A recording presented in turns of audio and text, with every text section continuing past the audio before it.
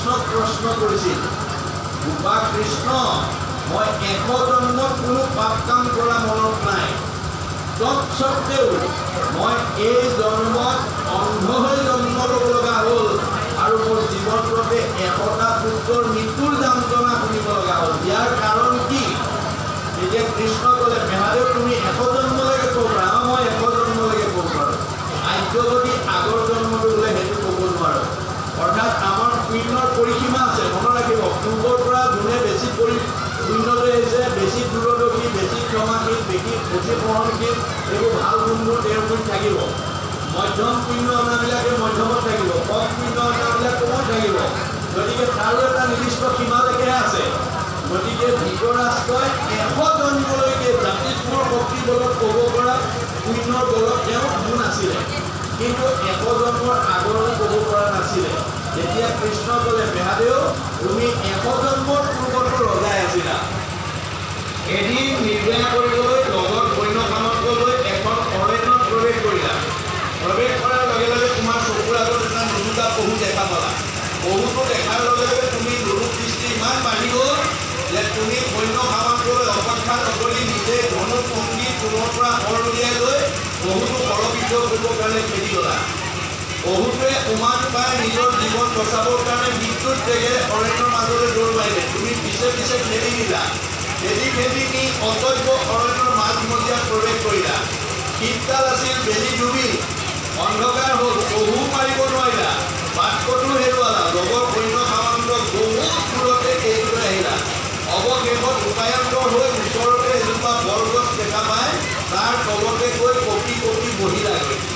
তুমি যিজোপা বৰগছৰ তলত কঁপি কঁপি বহিলা, তাৰ এহাল কপৌচুৱে পোৱালিসহ বাস কৰিছিল।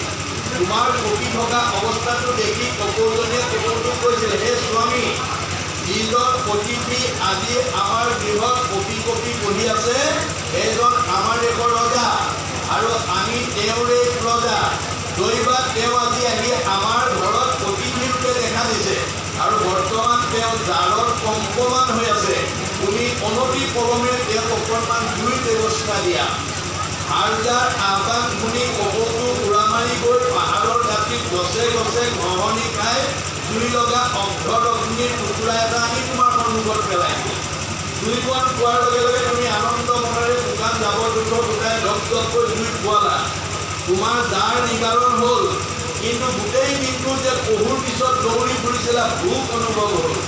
তোমাৰ ভোক অনুভৱ হোৱা দেখি কপৌজনীয়ে কপৌটোক কৈছিল, হেৰা স্বামী, তুমি অতিথিক এটা সৎকাৰ কৰিলা, বৰ্তমান তেওঁ ভোকত আকুল হৈ আছে, অতি সোনকালে তুমি তেওঁক এটা ফল মূলৰ ব্যৱস্থা দিয়া।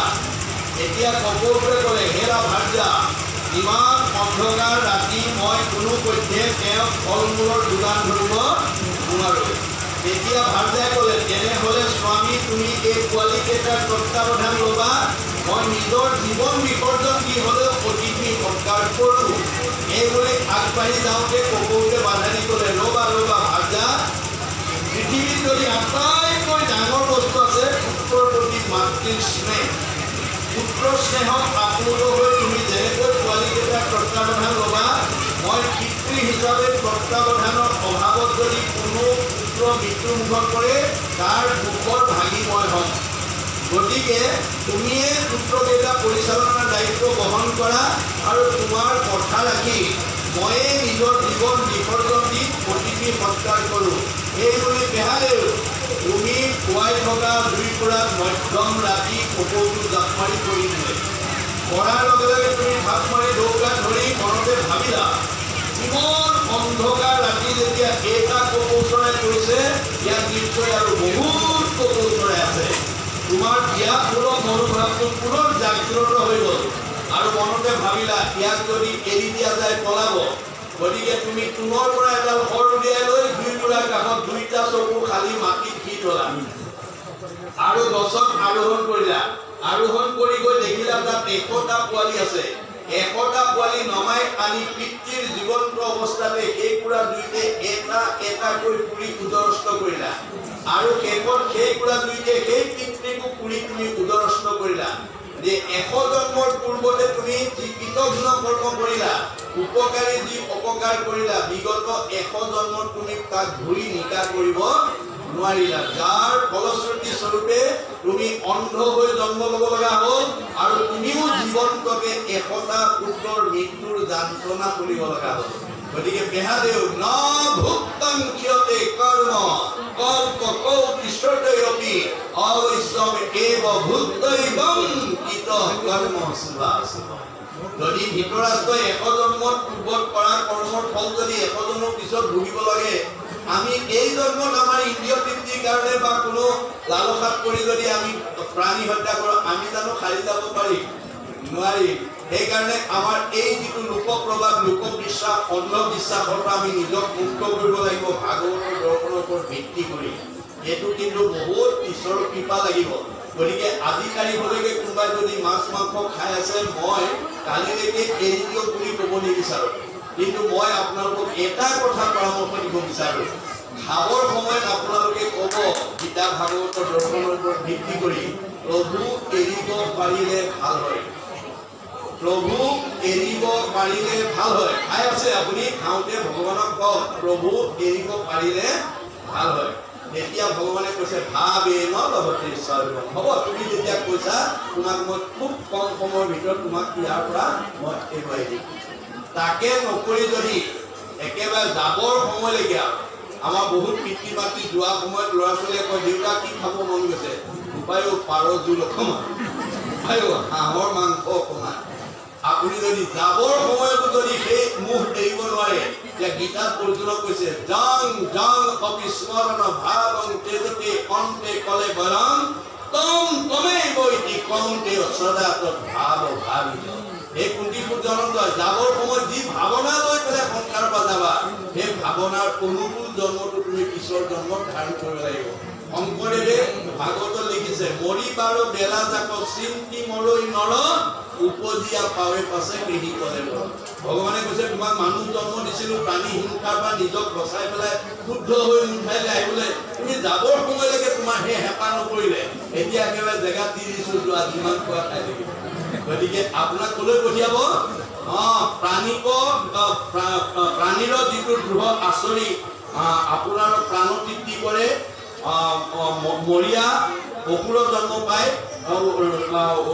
মৰিয়া নৰক ভোজে অসুৰ জন্ম পায় পাছে ব্যাঘ্ৰ সৰ্প হুয়া ফুৰে মাংস খায় আপোনাক বাঘ সিংহ সৰ্প কৰি পঠাই দিব আপোনাৰ কৰ্মই লৈ যাব আপুনি বাচি যাব নোৱাৰিব কাৰণ আপুনি সেইবিলাকৰ পৰা আহি আহি মানুহ হৈছিলে গতিকে আপুনি লোভৰ মানে বহত কৰি আপুনি আকৌ তালৈকে গুচি যাব লাগিব তাৰ কাৰণে ঈশ্বৰ গগৰীয়া কৰিলে নহ'ব সেইকাৰণে আমাৰ যিটো আজি তাৰিখলৈকে অন্ধবিশ্বাস লোকবিশ্বাসত আমি ভুক্তভোগী হৈ আছোঁ আজি আমাৰ বহুত পিতৃ মাতৃয়ে মনতে ভাবে ল'ৰা ছোৱালীকেইটাক মাছ মাংস নোখোৱালে ডিম নোখোৱালে কেনেকৈ ব্ৰেইন হ'ব কেনেকৈ পঢ়া শুনাত আগবাঢ়িব আজি তাৰিখলৈকে সেইটো বৰ্ধমান ধাৰণা লোৱা পিতৃ মাতৃৰ সংখ্যাই বেছি কিন্তু আমাৰ এটা ৰাষ্ট্ৰীয় বিজ্ঞান সংস্থাই এটা উক্তি দিছে কি বুলি what good thing you will get from peace and place you will get more good thing from homemade ghee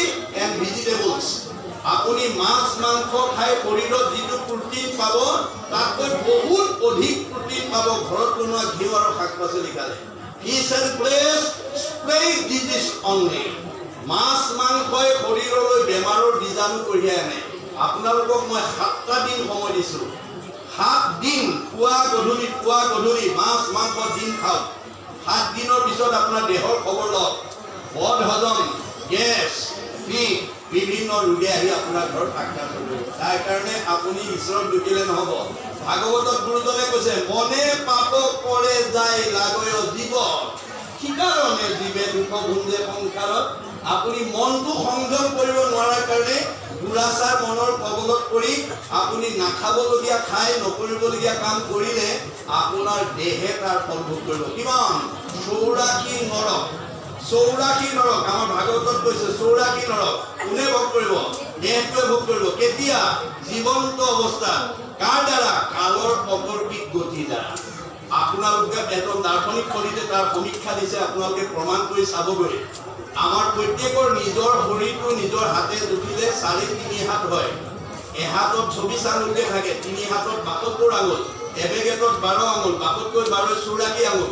এই 84 আঙুল দেহতে নখচন্দ্ৰৰ পৰা কেশলৈকে দেই নখ মৰা নখ চুকুৰা হৈ হোৱাৰ পৰা ধৰি চুলি কৰা উপনি উঠি হোৱালৈকে এই 84 আঙুল দেহতে বাকী চোৱা অৰ্ক গোলম পিত্ৰ কেঁচুমূৰীয়া মূৰৰ বিষ পেটৰ বিষ দাঁতৰ বিষ কঁকাল বিষ কাৰ কি আছে আৰু নিজে নিজে জানিব দেই।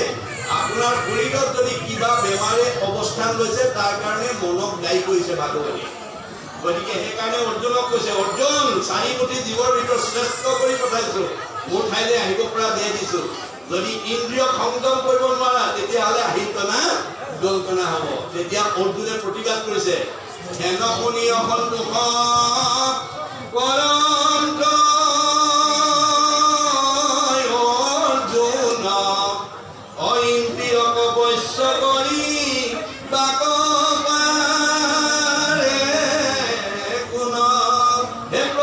প্ৰস্তাৱটো মোৰ কাৰণে গ্ৰহণযোগ্য নহয়। কাৰ সাধ্য আছে ইন্দ্ৰিয় সংযম কৰিব, এইটো মই মানি ল'ব নোৱাৰো। এতিয়া কৃষ্ণই হাঁহি মাৰি কৈছে, অ কৃষ্ণ বোলে সখী তুমি নকৰিবা ভয়, অভ্যাসতে ইন্দ্ৰিয় বশ্য আপুনি। এতিয়া অভ্যাস কৰাৰ কাৰণে ইমান সময় বহি আছে। এনেকৈ যদি সদায় অভ্যাস কৰে এদিন আপোনাৰ ইন্দ্ৰিয় সংযম হ'ব। মনত ৰাখিব দেই, আপুনি যাবৰ সময়ত কৃষ্ণৰ নামটো আপোনাৰ মনলৈ আহিব লাগিব। গুৰুজনাৰ দৰ্শন, মুখে বোলা ৰাম, হৃদয়ে ধৰা ৰূপ, এতেকে মুকুতি পাইবা কহিলো। গতিকে যাবৰ সময়ত মুখত ঈশ্বৰৰ নাম আহিব লাগিব, হৃদয়ত ৰূপ আহিব লাগিব। তাৰ কাৰণে নিৰ্দিষ্ট সময়ত আপুনি শৰণ আৰু ভজন ল'ব লাগিব। শৰণ নল'ব হ'লে ভজন ল'ব লাগিব। আমাৰ এতিয়া সমাজত বহুতে শৰণ নল'লে তেওঁ হাতে নাখায় কাৰণে শৰণটো লয়, কিন্তু অনুশীলন নকৰে, ভজনৰ ওচৰলৈ যাব নিবিচাৰে। কিয়? শৰণতে ইয়াত ইমান নিয়ম নীতি মানিব লাগে, ভজন ল'লেতো আৰু নিয়ম নীতি মানিব লাগিব। গতিকে সেইকাৰণে এজন দাৰ্শনিক পণ্ডিতে কৈছে, মানুহৰ আটাইতকৈ ডাঙৰ ভয়টো হ'ল ভাল মানুহ হ'বলৈ। তাৰমানে শৰণ ভজন ল'লে বেয়া নিয়ম, বেয়া খাদ্য, বেয়া ব্যৱহাৰ, বেয়া আচৰণ, বেয়া ভাৱ, বেয়াবোৰ ত্যাগ কৰিব লাগিব। বেয়াবোৰ ত্যাগ কৰিলে ভাল হৈ যায়। ভাল হোৱাৰ ভয়তে শৰণ ভজন নলয়। গতিকে কাৰোবাৰ যদি সেইটো ভয় আছে আজিৰ পৰা ত্যাগ কৰিবলৈ ডিঙি লগাই দিছে। শুনা ৰাজা যিটো মহামোহে অন্ধ প্ৰায় পুত্ৰ দ্বাৰা দেহতেকে আকুল সদায় কদাচিত তা সংবাদৰ নুগুচয় ভয় কৃষ্ণ পদাম বুজে দেৱে সেৱা নকৰয়। কৃষ্ণ পদ সেৱা দেখে গুছে ভৱদু আকেশে বুলিও ৰাজা আত্যন্তিক সুখ। আপুনি সুখীৰো সুখী, পৰম সুখী, ধনীৰো ধনী, পৰম ধনী, সম্পদৰো সম্পদ, পৰম সম্পদলৈ আপুনি নিজক আগবঢ়াই লৈ যাব লাগিব। তেতিয়া যেতিয়া অভ্যাসৰ জৰিয়তে আপুনি সম্পূৰ্ণ